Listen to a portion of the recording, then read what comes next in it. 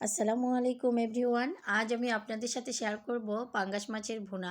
এভাবে ভুনা করলে খেতে একদম ভালো লাগে এবং কোনো প্রকার বাজে স্মেল থাকে না। আপনারা অবশ্যই একদিন এভাবে ট্রাই করে দেখবেন। যারা পছন্দ করেন না তারাও কিন্তু চেটেপুটে খেয়ে নেবেন। অনেক মজা হয় এভাবে রান্না করলে। তো আমি কিন্তু প্রথমে পাঙ্গাস মাছগুলোকে গরম পানি দিয়ে ধুয়ে চামড়াটার উপরে যে চামড়ার কালো অংশটুকু আছে সেটা কিন্তু ঘষে ঘষে তুলে নিয়েছি। সাথে লেবুর রস দিয়ে কিছুটা সময় আরও যে মেখে নিয়ে ধুয়ে ফেলেছি। মানে অনেকটা সময় ধরে খুব ভালোভাবে গরম পানি দিয়ে ধুয়ে নিয়েছি এবং লেবুর রস মেখে এভাবে কিন্তু খুব ভালোভাবে পরিষ্কার করে ধুয়ে নিলে এই মাছটা খেতে একদমই গন্ধ করে না। অবশ্যই কিন্তু ধোয়ার উপর অনেকটা টেস্ট নির্ভর করে। তো যাই হোক, এখন আপনারা দেখতেই পাচ্ছেন আমি কিন্তু দুই দিকে খুব ভালোভাবে ভেজে নিয়েছি, একদম একটু কড়া করে। এবার বাকিগুলো আমি সেমভাবে ভেজে নিব। একটা সময় ছিল পাঙ্গাস মাছ খাওয়া তো দূরের কথা, পাঙ্গাস মাছের নাম শুনলেই কেমন জানি নাক ছিটকাইতাম। কিন্তু হঠাৎ করে একদিন এত ভালো লাগলো খেয়ে, যে কী বলবো। তারপর থেকে তো পাঙ্গাস মাছ খাওয়া শুরু করে দিলাম। তো যাই হোক, আমি এখানে রান্নার জন্য এখন পেঁয়াজ দিয়ে দিলাম, সাথে আমি যে মাছ ভেজে নিলাম সেই তেলটুকু এখানে দিয়ে দিলাম, অল্প করে দিয়ে দিলাম। পরবর্তীতে আমি আরও বাকিটুকুও দিয়ে দিলাম।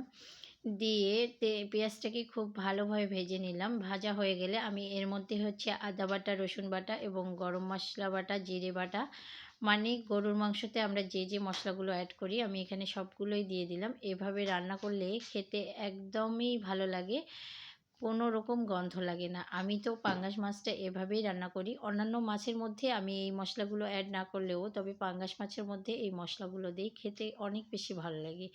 তো এরপর হলুদ, লবণ, মরিচ গুঁড়ি দিয়ে খুব ভালোভাবে মশলাটাকে কষিয়ে নিলাম। মশলাটা কষানো হয়ে গেলে এবার আমি মাছগুলোকেও দিয়ে দিলাম।